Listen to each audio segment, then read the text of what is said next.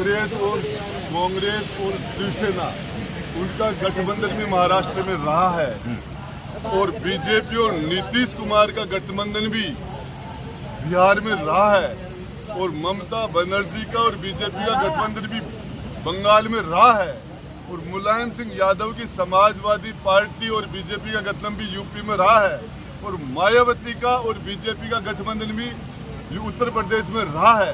ऐसा शायद कोई पार्टी हिंदुस्तान में नहीं है जिसको आपस में कभी न कभी गठबंधन आपस में नहीं रहे हो। नंबर 1 अशोक गहलोत लेकिन ये कह रहे हैं कि डायरी के नेपथ्य है जो सच्चाई है कि जो मैंने 3 पन्ने रखे थे उनकी जांच भी नहीं कराई। क्या वो पन्ने गलत थे, क्या वो हैंडराइटिंग गलत थी, क्या वो आरोप गलत था और उसके बाद में और चीजें आ जाएगी। देखिए आपको पता, आपको 2013 में बसपाई कैंडिडेट के 1300 वोट आए थे, मात्र 1100 और उस 1100 के अंदर उसकी जाति नरेंद्र सैनी की जाति के थे या नरेंद्र सैनी के थे या पार्टी के थे। यहाँ न तो लोजपा थी कभी झोंपड़ी, पासवान कभी नहीं थे। मैं अम्बेडकरवादी रहा हूँ। जो आदमी दिल्ली में काम करता था, जो दलितों के लिए काम करता था, उस रास्ते पर चल बढ़ने की कोशिश की, उस रास्ते पर।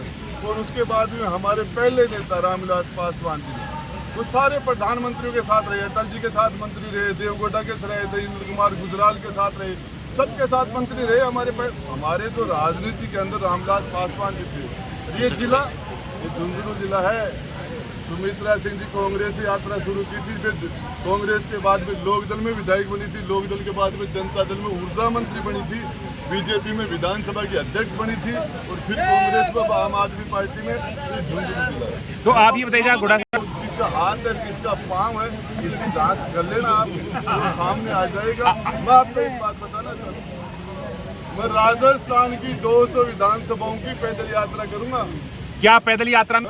पैदल यात्रा में मेरा सबसे बड़ा मुद्दा ये होगा कि जो 5000 साल से जो गैर बराबरी का बर्ताव इंसान के साथ किया जा रहा है, 5000 साल से ये छुआछूत है, ऊंच नीच है, दाग लगा हुआ हमारे चेहरे के ऊपर। वर्षों से लोकतंत्र में 75 साल में जो काम नहीं हुआ, यदि इच्छा शक्ति होती, संकल्प होता तो 75 दिन में हो जाना चाहिए था, 75 महीने में हो जाना चाहिए था। पहला एजेंडा हमारा वो होगा। उसके साथ साथ यूथ तो हम लड़ेंगे, यूथ के लिए, माता बहनों के लिए तो हम संघर्ष करते रहेंगे, लेकिन हमारा पहला काम ये होगा, मेरी यात्रा का मकसद रामदेव जी के वहाँ से शुरू होगी यात्रा, बाबा रामदेव जी के रूणीता से। जो बाबा साहब का जो हमारे रूणीता वाले रामदेव बाबा का जो काम वापिस तो आज बच गया काम, उसको हम पूरा करेंगे। अच्छा, देखिए गिनती हो जाएगी, सामने आ जाएंगे। वो तो कह रहे हैं मेरी लोक कल्याणकारी जो योजना है उस पर हम रिपीट होने वाले हैं। मैंने सरकार के अंदर जब हम मंत्रिमंडल में बैठे तब भी कहा था, कौन सा ऐसा मुख्यमंत्री है जो चुनावी साल में लोक कल्याणकारी घोषणा नहीं करता। आज तक सीएम साहब पहले भी तो 2 बार मुख्यमंत्री रह चुके, 2 बार पहले उन्होंने क्या नहीं किया था? ऐसा रिजल्ट क्या हुआ? 21 पर आ गए थे। उस टाइम में लोक कल्याणकारी योजनाएं नहीं बनाई थी क्या? इम्प्लीमेंट नहीं होता। मुख्यमंत्री जी के यहाँ से लिस्ट जाती है, वो RS में पास हो जाते हैं इंटरव्यू में, बाकी वाले रह जाते हैं।